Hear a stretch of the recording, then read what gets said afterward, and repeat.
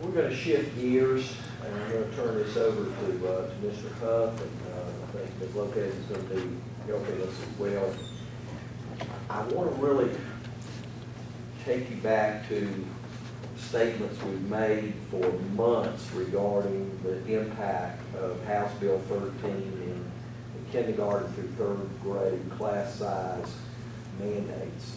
And if you recall, this was a challenge that we faced last year, and a lot of effort was done across the state to request, let's put some brakes on this before the full law goes into effect, realizing what the implications were, both from a facility standpoint, Mr. Huff's going to cover today, as well as what it means for each school system regarding additional staff and potential loss of current staff.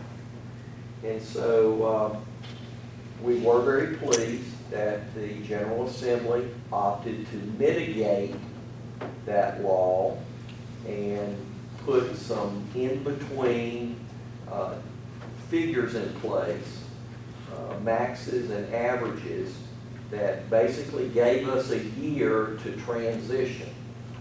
That said, this goes into 100% full effect next August as the school year starts. Now, our concern is not only a budget concern, as you're going to see. It is, and in some ways for us, more importantly, it is a tremendous time challenge. It will put us in a quandary in terms of decision making.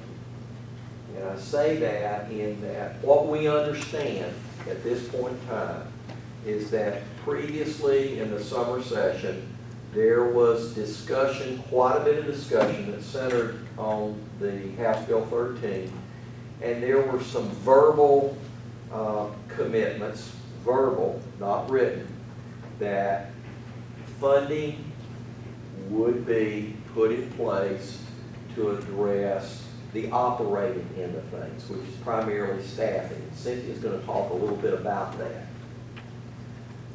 Facilities is a second related issue that also will impact the budget. And to my knowledge, discussion in Raleigh has not addressed the capital end. Now maybe that's coming.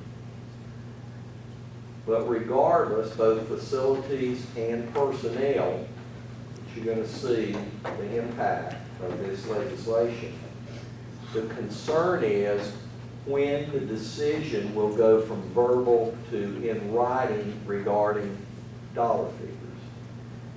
And the concern is that we, by state law, go to our commissioners, May 15th is the deadline, that we have to have our request for our local funds. And that roughly accounts for about 27% of our total budget. 63 to 64% state. So with that said, we understand that it will be late May before the full assembly meets. Although there is some potential in January, we understand, that this may be taken up by a leadership group. If we do not know the end decision regarding the budget from the state until the end of May, it puts us at a tremendous quandary regarding how do we prepare in terms of the local budget, and then how do we prepare in the total budget, not seeing anything in writing.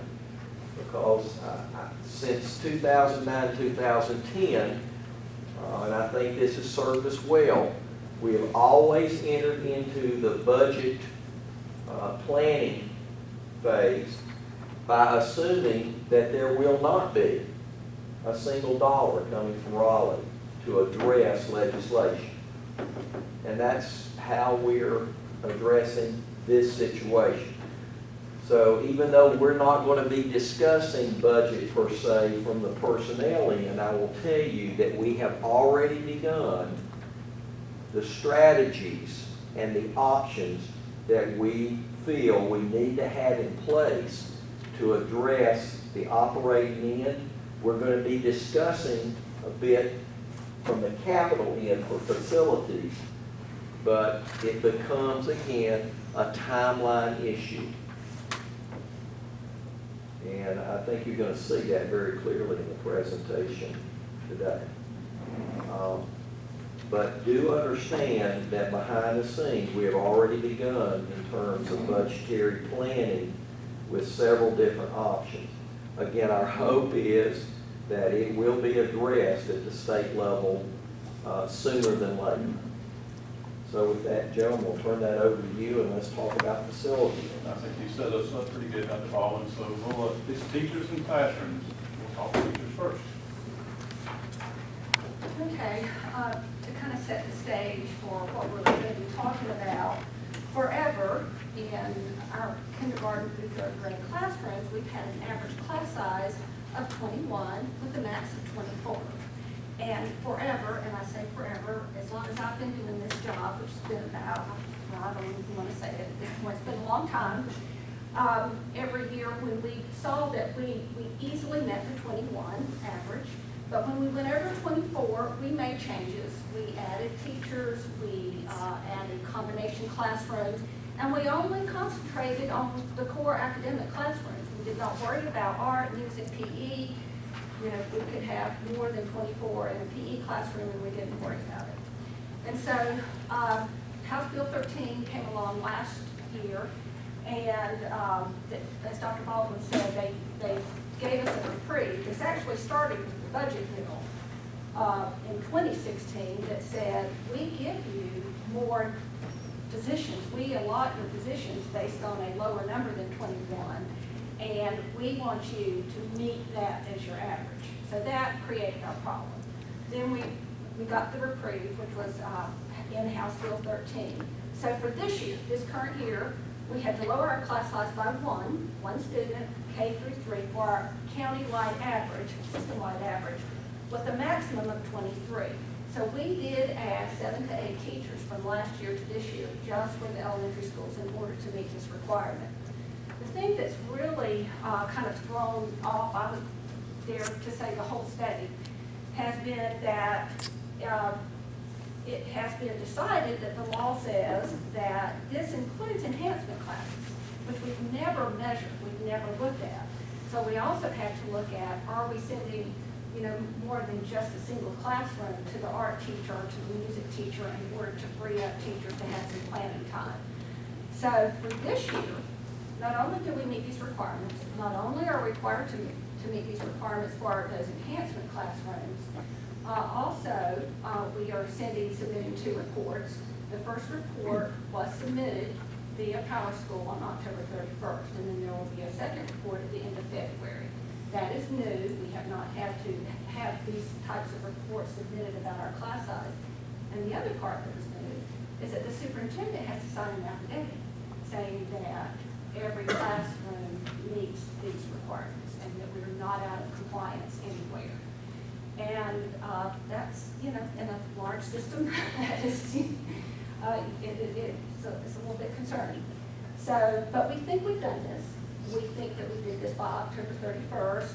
We had to pull together our elementary principals actually and ask them, you know, how their art, music, and PE classes look.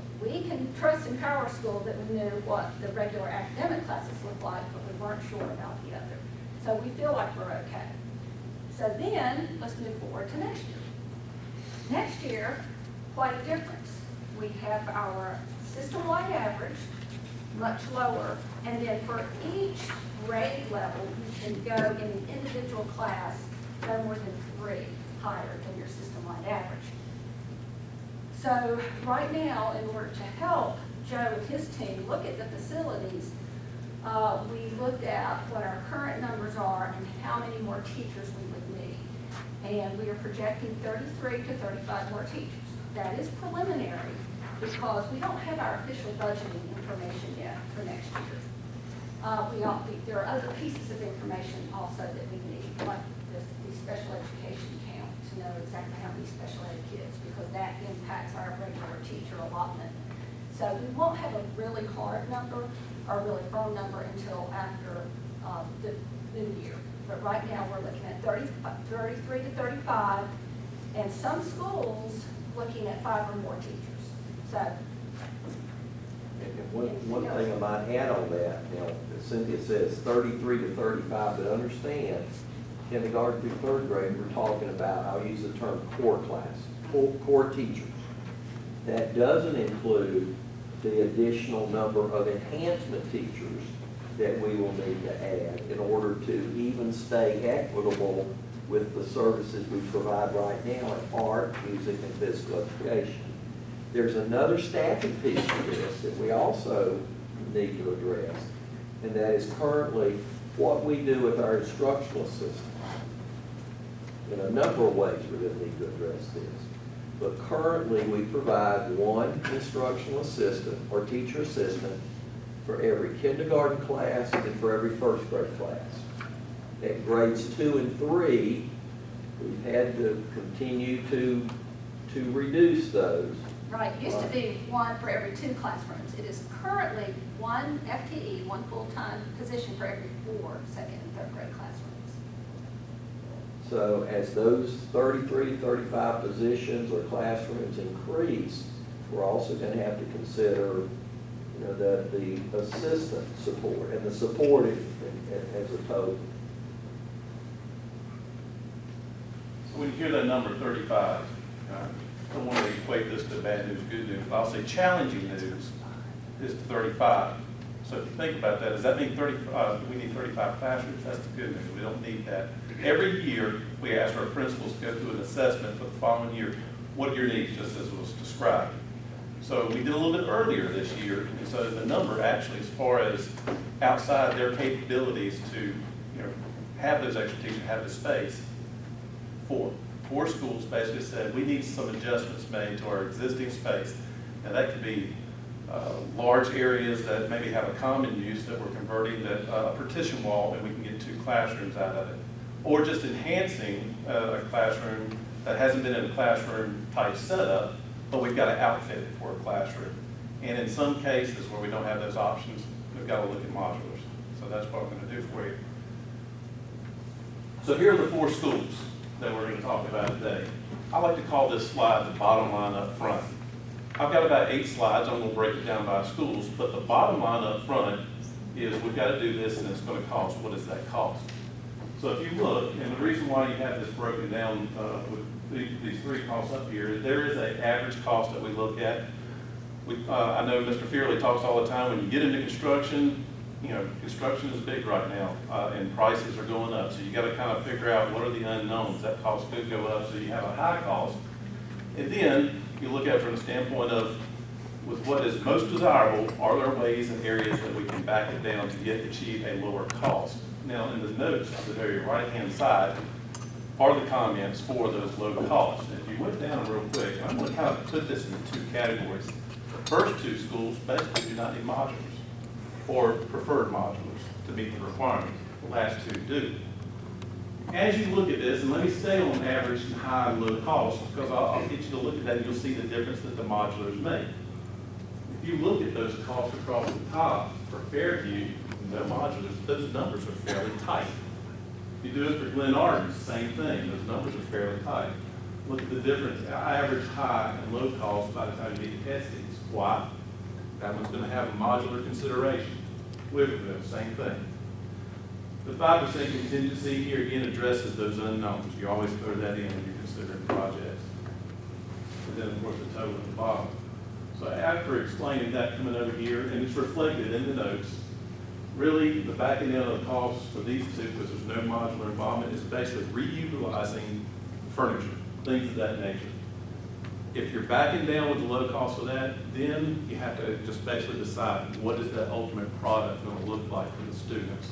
Are we running the risk of not giving them the best classroom we can, or based on the money and decisions you got to make, we've got to do this based on the money that we have. So that gives you an idea of what the low cost does and what you basically kind of give to meet the market. So I'll break it down for you by schools because you'll have some questions about that. And I'm going to focus you really on 3 columns. The first column, you want to know what are all those things. If I can summarize just on this first slide, it'll go a lot faster than the next ones. You'll see, and this is spare view, so you won't see a modular one on here.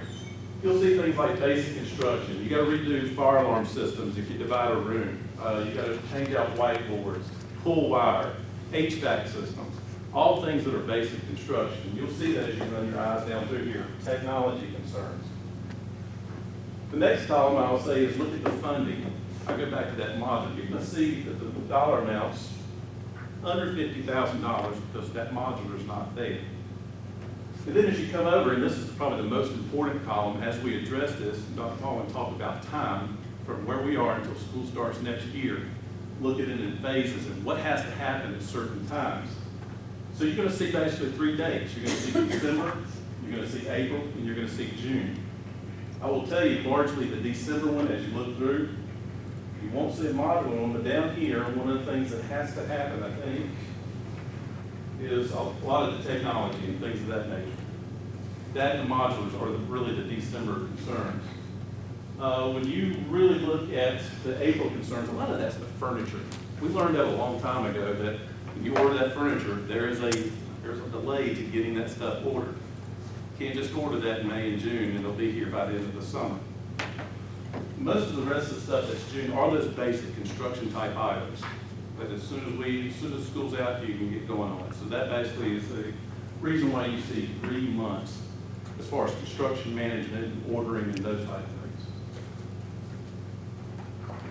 So I'll go to the next one. Lynn Arden basically mirrors Fairview. There's not really a modular here. There was, but we did have in capital last year. We knew that this was probably our biggest school. The numbers were really high in concerns for classrooms. We went ahead and set aside the money to move a modular and put it there, and it's already set up. Not using it currently as a classroom, full classroom, but they are getting some use out of it. They're doing some pull-outs. They're getting some good use out of it. So we've done a good job staying ahead, but we've got one less thing we have to worry about as far as a modular. So try to stay ahead of it as much as we can. So this one will mirror a few more items, but it's basically mirrors the same as Fairview. So I'm really not going to tell you anything basically new, other than warranty. That yeah, just look, the items are basically the same, just more of them, because there's just more things that have to be touched up. But you'll see, like I said, nothing really above the 50,000 because there's no modular concern at this point. We've already taken care of that. And here again, you'll see the December, which is largely the technology, furniture in April, and then the basic construction in June. Looking at SDs. I'll just pause for a second. You'll see the one difference. I've already talked about it. Same type of task. A lot of items that are 50,000 below, with the exception of the modular. $150,000. Let me tell you a little bit about modules while I'm at it. A lot of times it's not the purchase, probably somewhere, the modular itself, I guess like a 30, and I can have I have my phone of friends back there. Let me introduce them real quick. It's a good time to do that. Clark White, Tim Fearley, Barry Pace. Also have Ms. Wong was up here, Jennifer Reed. We were the team that went out to make this assessment. So when we have a question session, if we need to get a little bit deeper, they can answer questions. But give you a little bit about it's the cost of the modular, whether you move one or whether you buy one brand new. It's the difference of about $30,000 or whatever $1,000. It really is, even the travel and the setting up, whether it's new or just moving it, $10,000. It's all the setup, whether you're moving it and you have it or whether it's brand new, that equates to a lot of the cost. So whether you have a new or if you're just moving across county, probably the only difference between $100,000, $120,000 to $150,000. And that's the biggest cost of that particular one. Where, if you are at SDs, you come in the main entrance and you look over to the right, there is an old modular there. It is from 1968. Our current assessment is it's only one. It's in it's not the best of our modulars that we have in the county, is to go ahead and move a modular that is 2 classrooms, one modular, but 2 broken down into 2 sides, move in that space, basically demolish that one, give them a storage unit for any storage that they need that's currently being used for, and that is the modular solution for this particular school. Moving on to Weaverville Primary. Here again, I don't want, not to be a broken record on it, but other than just to say this one mirrors Estes. You have a modular consideration here. Now, I'll hesitate on that just a little bit to say Estes probably a little bit more need. It's comes down to the decision, do you want to do both modulars? If the dollar figures, push comes to shove, and you really had to see if there's other ways you can lower that just under $1 million that you saw, this may be the one. 2 things that can be done. You can look at elementary district lines. Try to find very simple solutions. We did that last year in the Glen Arden, in Estes area. And I think it worked. It was very close to that particular district. And you can also look at your discretionary releases. A combination of those 2 things might put you in a situation where you can afford to, with some scheduling considerations, hold on the modular, scheduling considerations by the principal makes the things a little tighter, discretionary releases, which you can gain from the primary, probably 10. And by looking at one item that I want to show you from a district line, gain about 15, which is a total of 25. So there's a chance that you've got some options there. Look at the modular. You don't feel like you've got enough money, you need to back that down with your different funding sources. This is another option. So let me take up just a minute to show you this. Get this a little closer. When I do this through the transportation department. Is that good? Can y'all all see that? All right. I asked them to look at several areas geographically and tell me what is simplicity is key as a criteria. I'm not going to go through each one of these areas selected in the Weaverville elementary and primary communities. I can go into greater detail later, but let me just show you the one in particular that hits you with that 15 plus discretionary release for a total of 25 that will affect Weaverville Primary going to North Buncombe Elementary. It is basically the Dula Springs area, and it's connected right here. So it's easy and visually good to look at. If you look at Dula Springs Road, you basically take that and move that to North Buncombe. That's what your end result will look like. Geographically, if I had to do a ruler, if I could just do it right here, that area to North Buncombe Elementary, about the same distance. So here again, that's a consideration, a change in an elementary district line. In concert with discretionary release and the possibility the principal can tighten up in some of this scheduling to basically give you an option over a module. I'll slide that back. Well, I'll tell you what, like I said, we'll open up some questions. I'll just move it over here just a little bit.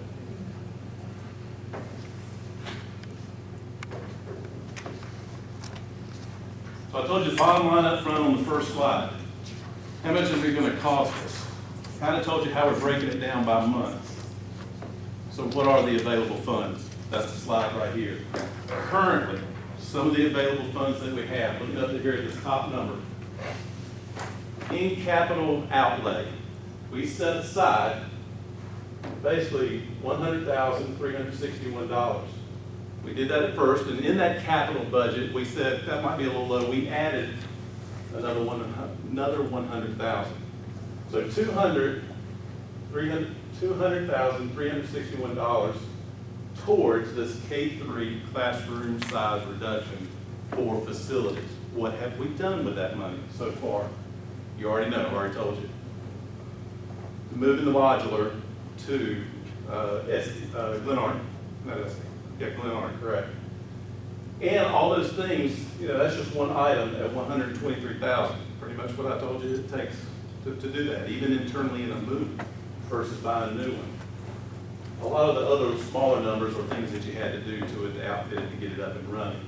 So when you come all the way down, as far as what, you know, all the rents that you basically, money that out of that 200,361, this is what we have left toward the K-3 class size reduction monies.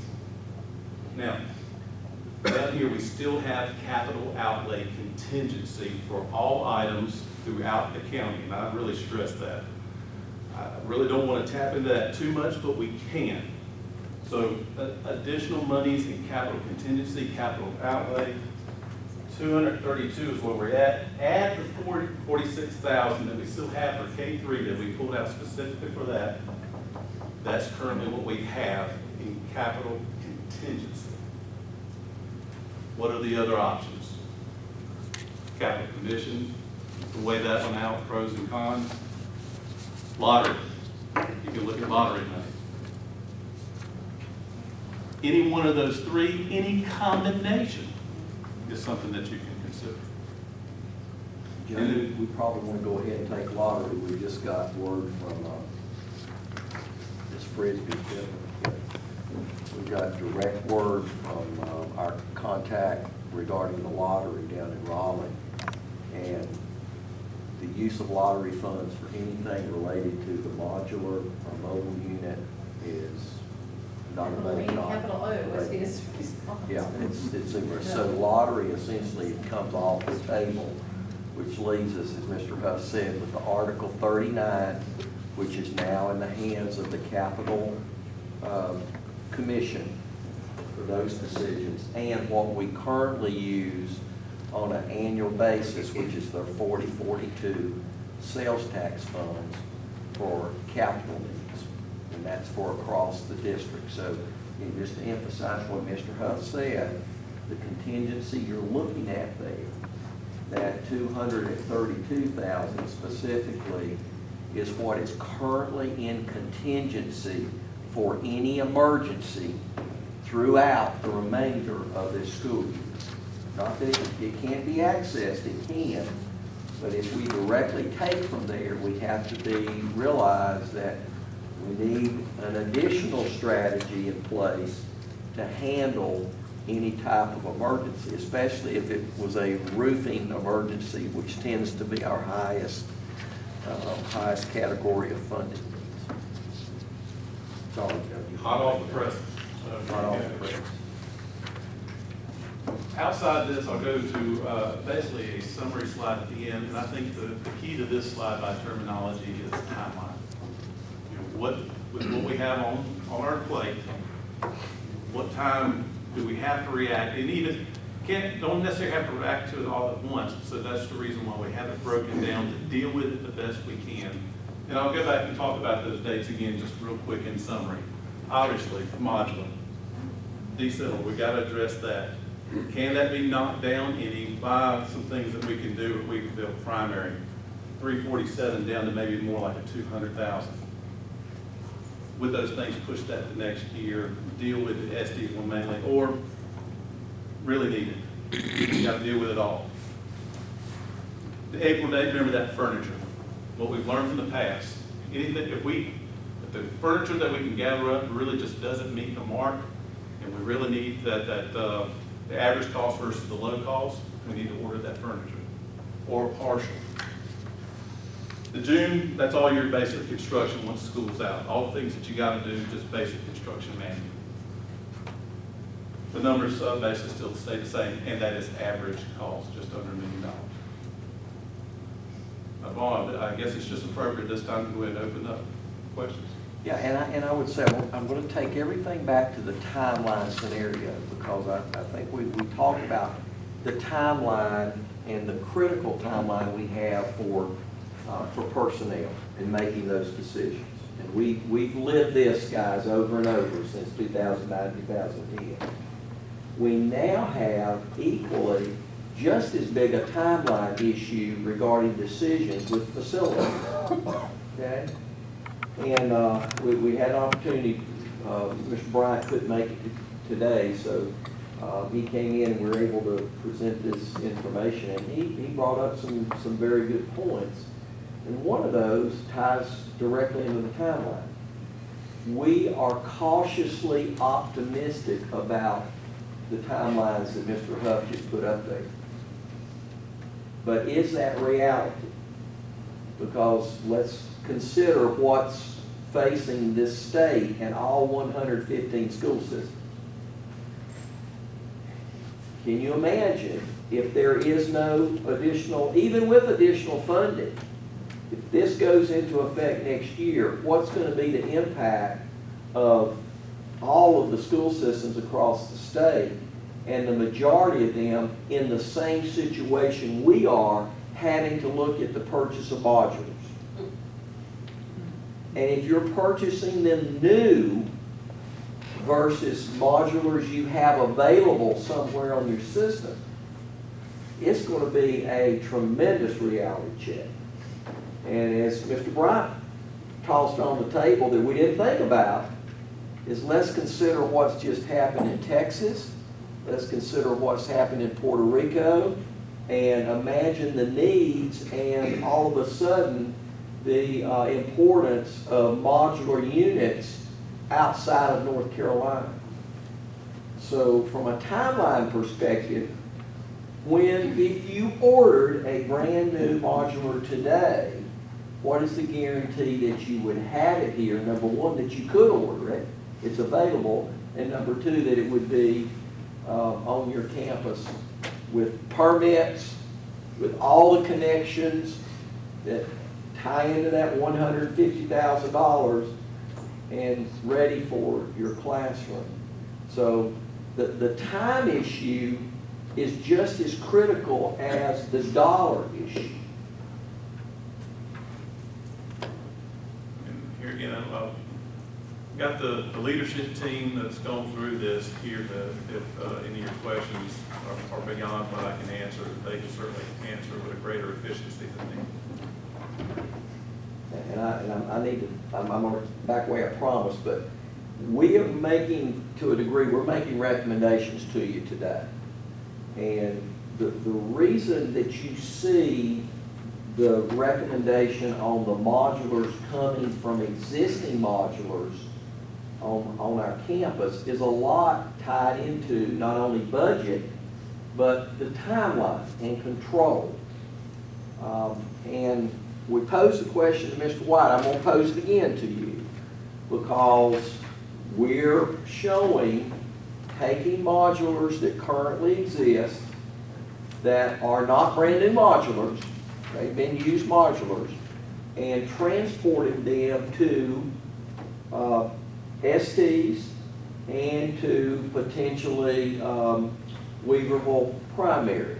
So the question that got posed is, take your maintenance director cap off as dad, do you have issues with your son or daughter being in the modulars that we're recommending, specific modulars that you've seen and evaluated? Not at all. I mean, they're very capable, just the same as any other classroom in the county. They're just attached to the building. And if I could add, it's important to us that those modular classroom spaces look just like an inside classroom space with the same furnishings, same materials and instructional supplies, because it is an equitable situation. Same technical access. Absolutely. That's why Barry went with us. Poor Bear. What about any safety concerns, though, about having the modulars being away from the main building? I mean, we talked about that in the past, about a reason to get rid of modulars. Safety issues with Safety issues as far as they are fully protected with the fire alarm system that's tied into the main system of the building. As far as access control, they can have a door access control system installed just like any other door to prevent that you have to have credentials to get in or out. So you say they can, I mean, are we planning on doing that? Is that Not all of our mobiles currently have those. Most mobiles keep their doors locked, just like just like a classroom in the hallway, they keep their doors locked. And to gain entry, you either got to, you know, most of the doors have a view glass, so you see who you're wanting to, if you allow them in, basically. Just like you put an exterior door of a building. As far as the electronic door access control goes, it's certainly doable, but there's no set pot of funds available.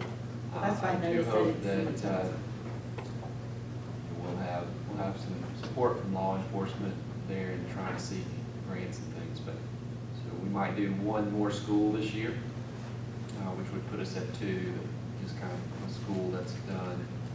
But we're just adding the electronic communication for doors that already have a lock on it that is smart and not connected to the centralized system. Now, we're just bringing schools that have existing locks on 2 or 3 at a time in a phased-in approach.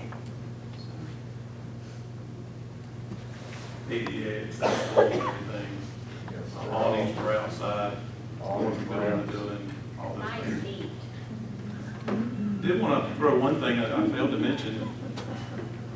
Economic boom, people moving in the area, housing shortage, apartments going up all over the place. In 1 year's time, after next school year, the following school year, off Alexander Road, into Weaverville Elementary and Primary, a 269-unit apartment. So those numbers, with the concern for the students' room available, that might throw that modular back into your consideration versus waiting and.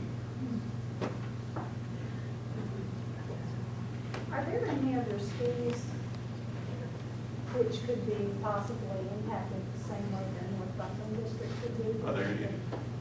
Right now, just on the numbers that we typically do, that's part of those principals' assessments. And right now, they're able to take care with their needs and their spaces. We look at that, the transportation in the schools. This is the only one right now that's kind of highlighted for with where we're at with our space concerns. Before you came on the board, we moved attendance lines for Estes and Avery's Creek. Tell me where we moved. Moved them out of Avery's Creek and into Estes and Glenart. Yeah. So it's not unprecedented Roll tides. that we do that. About 13. You know, moving attendance lines give everybody heartburn. But just prior to turning up Billow Springs, there is a new development that is underway. And it has 45 houses.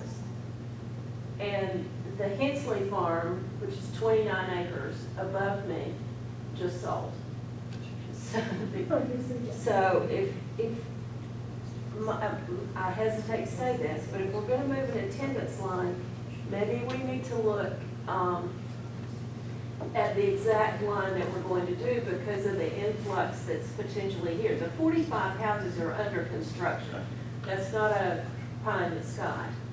Well, I'm not real sure what's going to happen with 29 acres. And I can go back to Donna, Banks and Transportation. We can draw that and give you a clearer picture. Just food for thought. Absolutely. And the point that was brought up yesterday, we're talking about Weaverville Elementary and Primary. It's not just 2 schools that are affected, it's 3. Because you got North Buncombe that has to have that space. Sure. And we've already had communication with the principal. Not a problem. She has the space, she can take it. The interesting thing is, for those of us that have been on the board for a long time, is we were so worried about North Buncombe Elementary and it being landlocked and full of children. And now the population has shifted in a fortnight. It's just amazing. A lot to consider, folks. You know, you've got Tim Fearley and Clark White and Barry Pace back there. If you really have some questions, really kind of down in the weeds, then they can answer them. Clark's got a bunch of elves. They're going to be working 24 hours a day.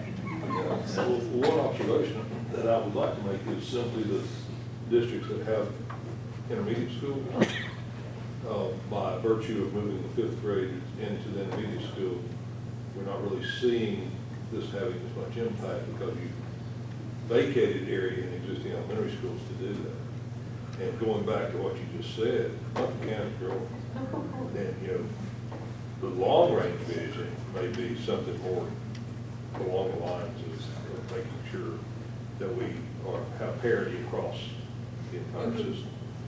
I say that to say this, going back to the modulars, I understand we can make the interior of anything, you know, have parity, that looks just like same desk, same technology, et cetera.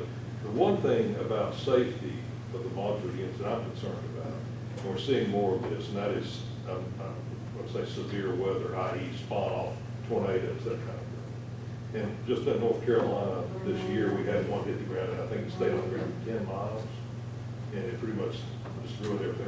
I guess I ask that simply to say, what is the protocol, even now with existing modulars, if we have severe weather warning and possible tornado warning, are those children moved into brick and mortar into a more substantial environment than a freestanding modular? I would, we have the former principal's right over here, so, yes, Yes.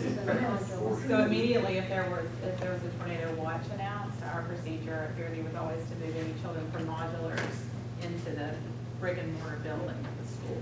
Now, are they just mixed in with other classes and? Various places. If it's, now, a watch and a warning is two different things, and they may be a watch for hours. That's right. So we make do, we might use the media center, the theater, it works. But we have addressed that, and that's being employed across the system. I would imagine so. It was the same true in Hall Creek. Okay. That's good, but that's the one thing that, you know, we talk about. those plans would have to be taken into consideration by those schools that receive these. Yeah, and I guess the other thing, this is novel, you know, this Beulah Springs pulling that in, and it'll solve the problem, at least temporarily. Maybe it needs to be a little more, if you go to the trouble. I live on Beulah Springs. Yeah, if you go to the trouble of making that move, and you know, maybe you're gonna do it, bring in more of these future developments, that makes sense. I guess my question is, now Estes has benefited in the school, and why are they being impacted? Why do we have a need for modular? Is it just the growth, the exponential growth there? Or can, Class size reduction. well, I understand that, but with the intermediate school, I would have thought they would have freed up some space as well. And it just, And is that space being used? Well, I think that the reality from where I see it is, had we not had the intermediate schools, I mean, I can promise you, there are sister systems that are losing lots of sleep over how they're gonna handle the facility issue, because the intermediate allowed us, I mean, that was one of the primary reasons we moved to North Windy Ridge, if you recall. It freed up that space. All those That's feeder why schools, yeah. North Buncombe Elementary now, we're able to, and 3 years ago, we were concerned, 4 years ago, concerned with space there. So,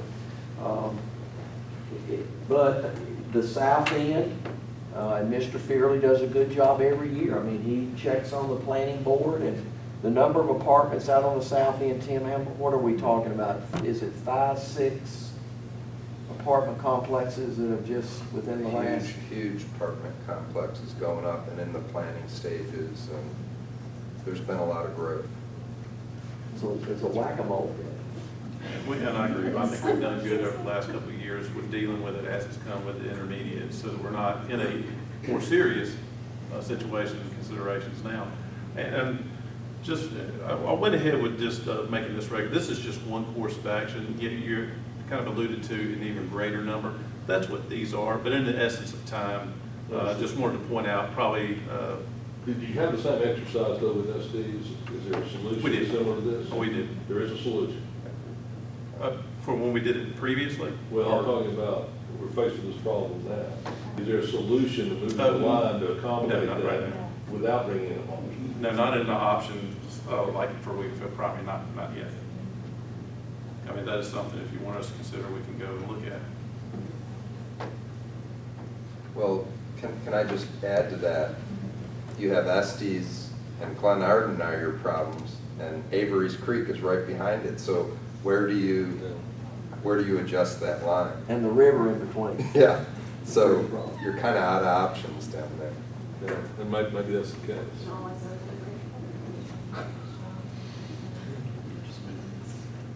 Board members, do you have any other comments or questions? Mr. Hufford, are you finished?